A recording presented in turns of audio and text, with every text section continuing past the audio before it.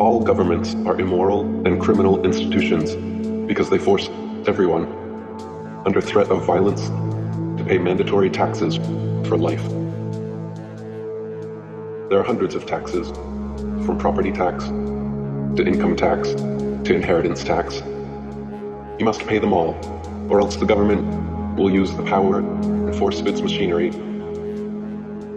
to seize your bank account, arrest you, and put you in jail. How is that any different than the mafia?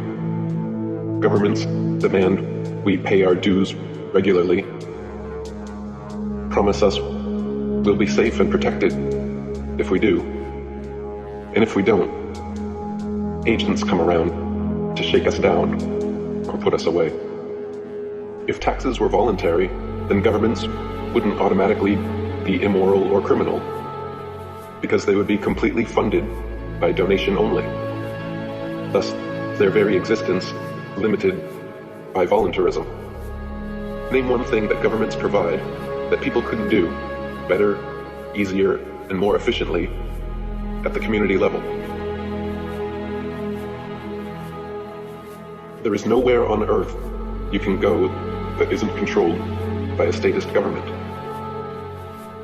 Every piece of land has been divided up and claimed by 196 nations, all of which are controlled by some form of forced governance. There is nowhere left on earth that sovereign, freedom-loving individuals can go live freely without a mafioso government forcing them to pay taxes and obey laws. All current forms of government initiate and mandate violence and slavery upon their populations. We are all slaves to our governments because every nation forces under threat of violence and kidnapping that we must pay them a percentage of our income. So if the definition of slavery is forcefully taking 100% of someone's income, what is it called when governments forcefully take 60% of someone's income? Is that not slavery? We are taught in school that slavery ended long ago, and it is universally understood that slavery is immoral. But if governments still are forcibly taking even 1% of their population's income, that is still slavery, and even 1% slavery is immoral.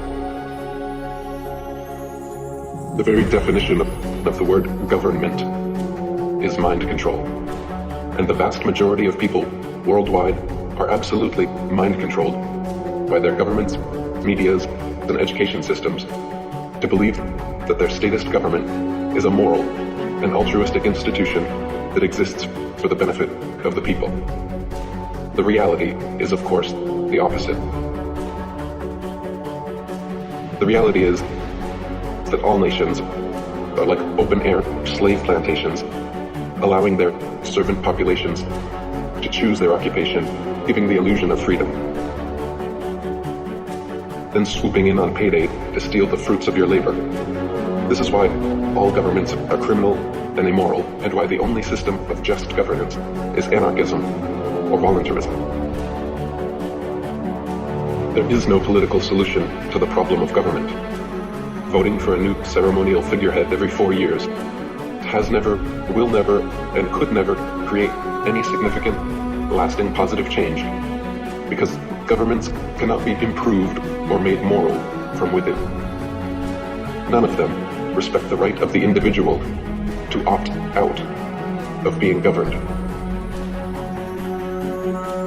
All governments around the world initiate the use of violence in the form of police and coercion in the form of taxes, and this is absolutely immoral and unacceptable.